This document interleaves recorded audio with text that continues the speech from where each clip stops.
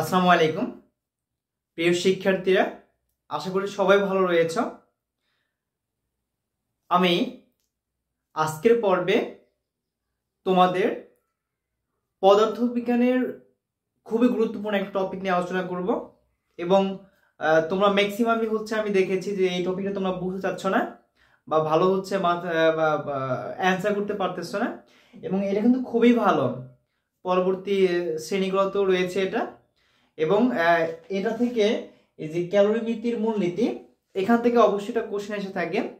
এবং শুধু আজকে আমি এই মূলনীতিটা ভালোভাবে বুঝাবো, প্লাস এর সাথে একটা আমরা নমুনা কোশ্চেন সলিউশন করব। আশা করছি আমি যেভাবে বুঝাবো তোমরা যদি মনোযোগ সহকারে দেখো ইনশাল্লাহ বুঝে যাবে। এবং ভিডিও শুরু করার আগে তোমাদের কাছে আমার অনুরোধ থাকবে, যদি আমার ভিডিওটা তোমাদের কাছে ভালো লেগে থাকে অবশ্যই আমার চ্যানেলটা সাবস্ক্রাইব করে বন্ধুদেরকে শেয়ার করবা এবং পরবর্তী আপডেট জানার জন্য অবশ্যই বেল আইকনটা বাজিয়ে রাখবা। তো শুরু করছি আজকের পর্ব। দেখো, ক্যালোরিমিতির মূলনীতি এটা আসলে কি, এটা উদাহরণ দিয়ে প্রথমে আমি শুরু করি। ধরে নাও দুইটা বস্তু, একটা বস্তু ধরো সাপোজ বরফ, এইটা বস্তুটা বরফ, হ্যাঁ, আর একটা ধরো একদম সহজ উদাহরণ দেই পানি। এই দুইটা বস্তু, তাই না? ধরে না এটা বরফ ধরো 0 ডিগ্রি সেলসিয়াস তাপমাত্রায় আছে, আর পানি ধরো সাপোজ 30 ডিগ্রি সেলসিয়াস তাপমাত্রা আছে, এমন আছে। এটা 0 ডিগ্রি সেলসিয়াস, এটা 30-এ আছে। এবার তুমি যদি এই বরফ এবং এই পানিটাকে এদের যদি তুমি একটা পাত্রে রেখে দাও, যদি তুমি রেখে দাও, তাহলে কি ঘটনা ঘটবে? এই পানি আর বরফ যদি তুমি আলাদা একটা পাত্রে রাখো, তাহলে এখানে আসলে হবেটা কি? দেখো, পানির তাপমাত্রা বেশি, তাই না, আর বরফের তাপমাত্রা কম। তো যখন তুমি একটা পাত্রের মধ্যে রাখবা তখন দেখা যাবে যে তোমার এই পানির তাপমাত্রাটা কমে গেছে, তাই না, আর বরফের তাপমাত্রাটা বেড়ে গেছে। মানে যখন তুমি একটা বরফের মধ্যে, তোমরা অবশ্যই শরবত খেয়ে থাকো, ওই বরফের মধ্যে যখন পানি দেয় তখন হয় কি, দুইটা একদম মিশ্রণ হইয়া সেখানে তাপমাত্রা কিছুটা কমে যায়। মানে কার তুলনায় কমে যাবে? পানির তাপমাত্রা যদি তুমি বেশি থাকে তাহলে সেখানে কি করবে, পানির তাপমাত্রা একটু কমে যাবে, আর বরফের তাপমাত্রা তো অবশ্যই কম, তাই না? এর তাপমাত্রা কিছু পরিমাণ বেড়ে যাবে। আচ্ছা, এখানেই আমাদের ক্যালোরিমিতির মূলনীতি। দেখো, সাপোজ ধরে নাও এই পানিটা, ধরো এই মিশ্রণের তাপমাত্রা কত হইলো, সাপোজ ধরো এখানে এসে 20 ডিগ্রি সেলসিয়াস তাপমাত্রা হইলো। এখন দুটো কিন্তু মিলে হয়েছে তোমার এইটা, তাহলে কি করলো, এখানে বরফ কিছু পরিমাণ তাপ গ্রহণ করছে। কি করছে? বরফ তাপ গ্রহণ করছে আর পানি তাপ বর্জন করছে, কারণ পানি তাপমাত্রা অবশ্যই কমে যাবে। তাহলে এই যে বরফ তাপ গ্রহণ করলো, এই বরফটা কার থেকে তাপ নিয়েছে? অবশ্যই পানি থেকে তাপ নিয়েছে। দেখো, এই বরফটা তাপ নিয়েছে কার থেকে? পানি থেকে। তাহলে এটাও বলতে পারি এই বরফটাকে তাপ সরবরাহ করছে কে? পানি। এখন এই পানি যে পরিমাণ তাপ দিয়ে দিছে, মানে যে পরিমাণ তাপ বর্জন করছে, এই বরফ ঠিক ওই পরিমাণ তাপ গ্রহণ করছে, তাই না? কি বললাম আমি? যে বরফ যে পরিমাণ তাপ গ্রহণ করছে, এই পানি ঠিক ওই পরিমাণ তাপ ছেড়ে দিছে, তাই তো? ফলের তাপমাত্রা কমে, মানে 20 ডিগ্রি সেলসিয়াস হয়েছে। বলতে পারি আমরা এই যে ছেড়ে দিছে, মানে এই যে গ্রহণ করছে, বরফ গ্রহণ করছে, বরফের এটাকে আমরা বলি গৃহীত তাপ বলি। গৃহীত তাপ কে গ্রহণ করছে? বরফ গ্রহণ করছে। আর পানি যে ছেড়ে দিছে, এই পানিটাকে বলি আমরা বর্জিত তাপ। বর্জিত তাপ। এই যে আমাদের এই বরফ যে পরিমাণ তাপ গ্রহণ করলো আর পানি যে পরিমাণ তাপ ছেড়ে দিল, ক্যালোরিমিতির নীতি যে এইটা দুইটা তাপ হবে কি সবসময় সমান হবে। মানে কোন একটা বস্তু যখন তুমি তাপীয় সংস্পর্শে আনবা তখন একটা বস্তু তাপ ছেড়ে দিবে, অন্য বস্তু তাপ গ্রহণ করবে। এই গৃহীত তাপ এবং বর্জিত তাপ সবসময় সমান হবে। এটাই মূলত আমাদের এই ক্যালোরিমিতির মূলনীতি। আশা করি তোমরা বুঝতে পারছো। তাহলে কি হবে? গৃহীত তাপ ইকুয়াল হবে বর্জিত তাপ। এই দুটো তাপ কি হবে সব সময় সমান হবে।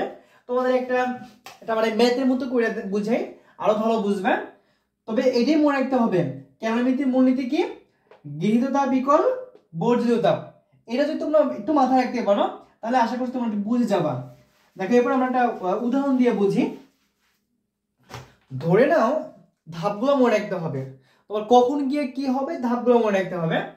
ধরে নাও একটা, ধরো যাই ভর হোক, এখানে ধরো -5°C, কি বললাম, -5°C তাপমাত্রা কিছু বরফ আছে, বুঝছো এইটাকে। আর এখানে ধরো আমাদের হচ্ছে 50°C তাপমাত্রায় কিছু পানি আছে। আমরা একটা ম্যাথ করব মোটামুটি, হ্যাঁ কি বললাম। আরো উদাহরণ দিয়ে বোঝাই, আমরা তো অবশ্যই শরবত খাই, যে রাস্তায় দেখো না যে শরবত তৈরি করে লোক, ওরা কি করে, ওরা হচ্ছে তোমার পানির মধ্যে বরফ দিয়ে দেয়। বরফ দিয়ে ওদের টার্গেট থাকে যে আমি পানির মধ্যে তো বরফ দিব, তাহলে মোটামুটি মানে আমাদের সহনীয় একটা তাপমাত্রা দিয়ে দিবে, যেটা আমাদের জন্য আরামদায়ক। সাপোজ ধরো ওর বরফ ছিল ধরো -5°C তাপমাত্রার, আর পানি ছিল ধরো 50°C তাপমাত্রার। ওইটাকে গরমের দিনে কি করবে, সাপোজ ধরো এটাকে ধরো 15°C তাপমাত্রা নিয়ে আসতেছে, মানে ও যে এই দুটো মিলে যেটা শরবত হবে, ওই শরবতটা কি হবে, ও চাচ্ছে যে এটা 15°C তাপমাত্রায় নিয়ে আসবে, যাতে আমাদের জন্য আরামদায়ক হয়। এখন আমাদের জন্য এটা আবার আরামদায়ক নাও হতে পারে, আমি জানি না শিওর, আমি জাস্ট একটা উদাহরণ দিলাম। এখন এই যে 15°C তাপমাত্রা আসবে, এটা আসার জন্য অনেকগুলো ধাপ আছে, ধাপগুলো মনে রাখতে হবে। ধরে নাও এই যে পানি, এই যে বরফ, এই বরফকে আগে হচ্ছে পানি হইতে হবে, তাই না? কারণ যখন 15°C তাপমাত্রা চলে আসবে, তখন তো বরফ থাকবে না, ও পানি হয়ে যাবে। তো পানি পর্যন্ত, তার মানে কি বোঝা যাবে এখানে, যে এই বরফটা এর থেকে তাপ গ্রহণ করবে আর ইনি তাপ বর্জন করবে, তাই না? এটা আমাদের বের করতে হবে। ধরে নাও এই -5°C তাপমাত্রার বরফ, ও প্রথমে ধরো এখান থেকে কি হবে, এটা প্রথমে হচ্ছে পানি হবে, সরি প্রথমে হচ্ছে বরফ হবে। কত ডিগ্রি সেলসিয়াস তাপমাত্রা বরফ হবে, ও হচ্ছে এই -5°C তাপমাত্রার বরফ, ও প্রথমে হচ্ছে 0°C তাপমাত্রার বরফ হবে। এরপরে ওর তাপমাত্রা হচ্ছে আবার বাড়বে। এখানে আমার তাপমাত্রা বাড়বে দেখা যাবে না, এখানে প্রথমে এখানে হবে। এবার দেখো এটা জিনিসটা মনে রাখতে হবে, ও এখানে -5 ছিল, এখানে 0 হয়েছে, তাপমাত্রা গ্রহণ করছে। এখানে কিন্তু ও এখানেও বরফ, এখানেও বরফ, এখানেও বরফ, কিন্তু এই যে 0 থেকে যে আবার তাপমাত্রা বাড়ছে কিন্তু বোঝা যায় না, এখানে কিন্তু ওয়াইসা পানি হয়েছে। 0°C তাপমাত্রা বরফ থেকে কি হয়েছে, 0°C তাপমাত্রার পানি হয়েছে, তাই না? এরপরে ওর তাপমাত্রা, ধরে নাও আমরা চাচ্ছি যে এই মিশ্রণে একটা তাপমাত্রা হবে, তাই না? আমাদের সবসময় কোশ্চেনে মিশ্রণের তাপমাত্রাটাই বেশি চেয়ে থাকে, এবং এটাই আমরা বের করি মূলত। ধরে নাও যে মিশ্রণে যে পানি আর বরফকে মিশাইলে যে হচ্ছে আমাদের যে তাপমাত্রাটা হবে, ওটা ধরো এটা 15, ধরে নাও টি, এটা আমি আন্দাজে লিখছি, ধরো ওই তাপমাত্রাটা কি টি, মানে দুইটা মিলে যে শরবতটা হবে, ওই শরবতটা হবে T°C তাপমাত্রা হবে। এই তাপমাত্রাটা আমরা বের করবো আসলে। এইবার একটু চিন্তা করে দেখো, ওর তাপমাত্রা কিন্তু বাড়বে, তাহলে কি হবে, এখানে গিয়ে পানির তাপমাত্রা ও এখানে গিয়ে টিতে গিয়ে পৌঁছাবে। দেখো ও হচ্ছে এই 0 থেকে বেড়ে টিতে গিয়ে পৌঁছাবে, আর এই সবগুলো তাপমাত্রা কে সরবরাহ করবে, তাপ কে সরবরাহ করবে, এই করবে এই 50°C তাপমাত্রা পানি, উনি মূলত তোমাকে তাপ সরবরাহ করবে।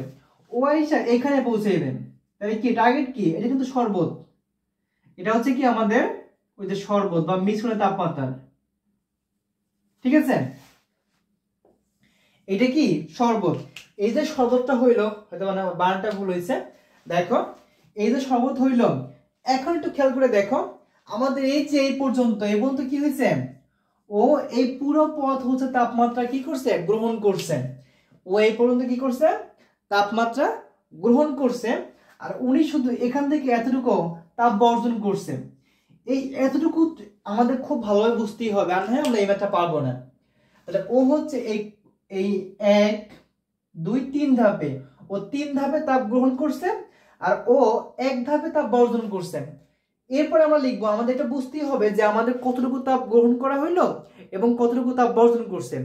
আমরা এই ক্যালোরিমিতি মনি থেকে জানি কি যে গৃহীত তাপ বিকল্প বর্জিত তাপ হবেই।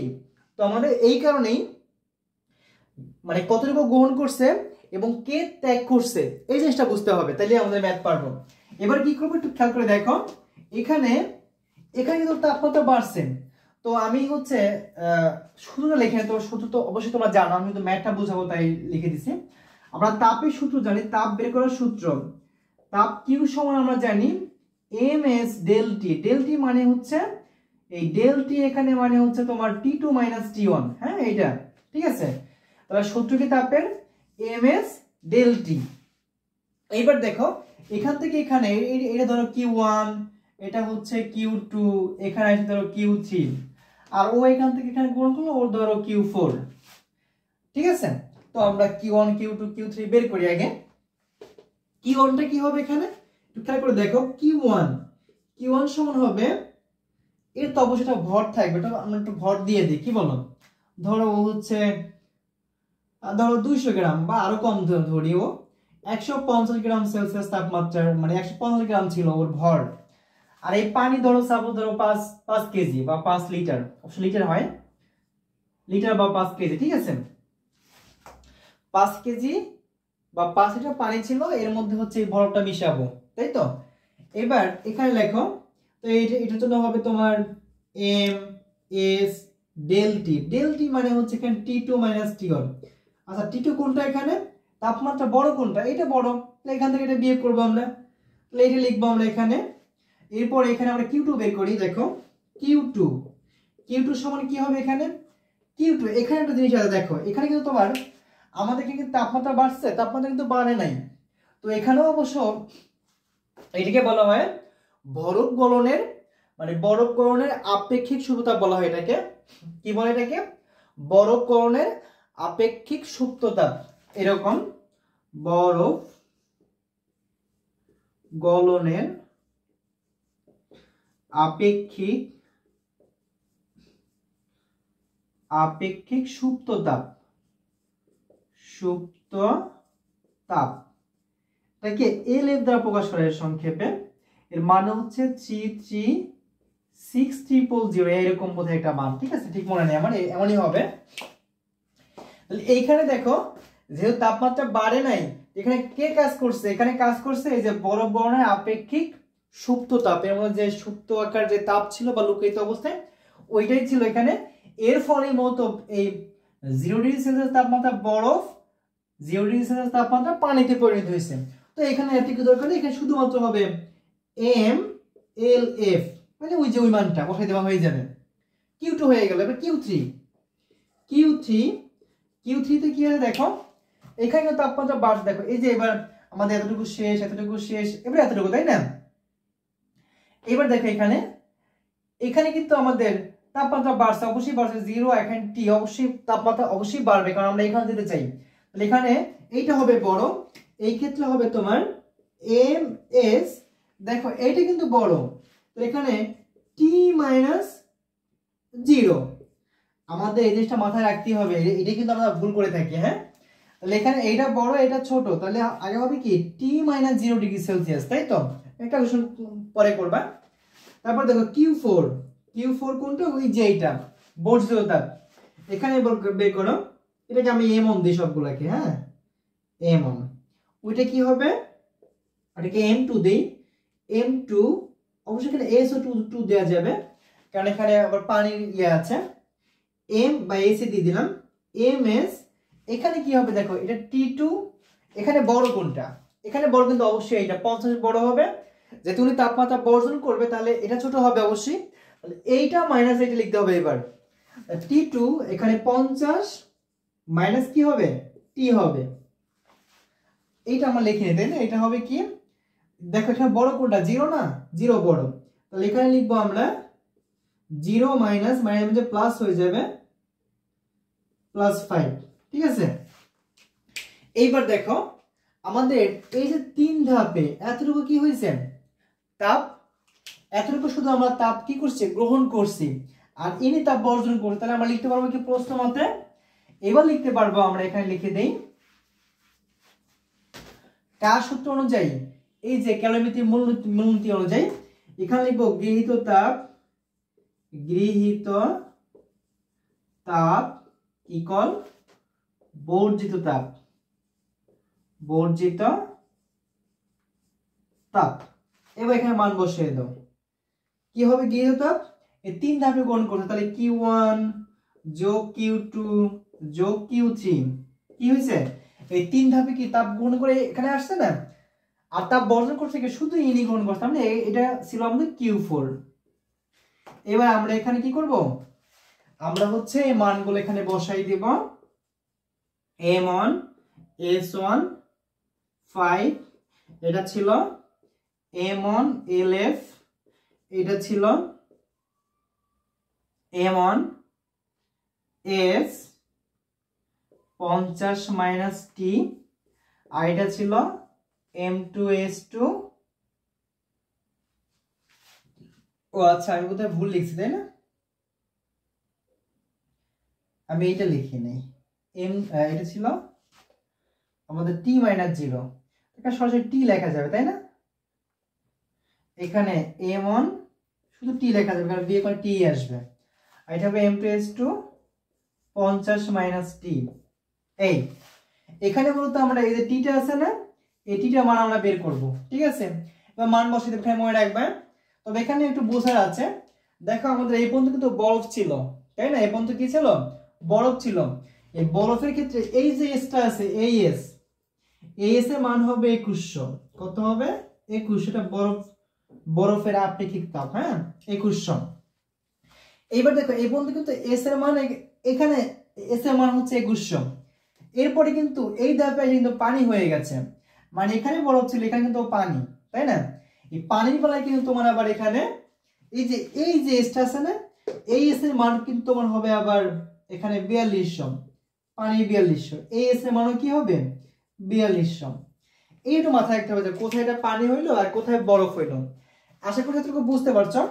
এবার তোমার কাছে একটা মানে ক্যালকুলেশন করবা, ক্যালকুলেশন করেই তোমাদের টিটা মানে দেখো সবার মান দেয়া নাই, কার মান, এটি এর মান দেয়া নেই, এটিটা আমরা বের করব ক্যালকুলেশন করে।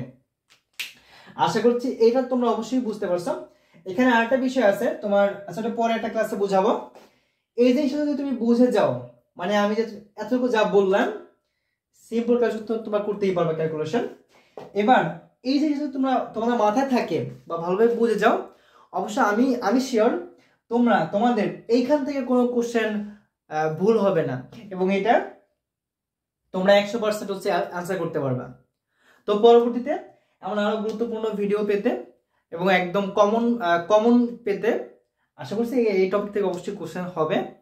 অবশ্যই আমার চ্যানেলটা সাবস্ক্রাইব করে আমার পাশে থাকবা, এবং তোমার যেসব বন্ধু হচ্ছে এটা মিস করেছে তাদেরকেও এটা দেখার সুযোগ করে দেবা। আশা করছি পরবর্তী ভিডিওগুলো তোমাদের পেয়ে যাব। সবাই এতক্ষণ ভালো থাকো, সুস্থ থাকো। আসসালামু আলাইকুম।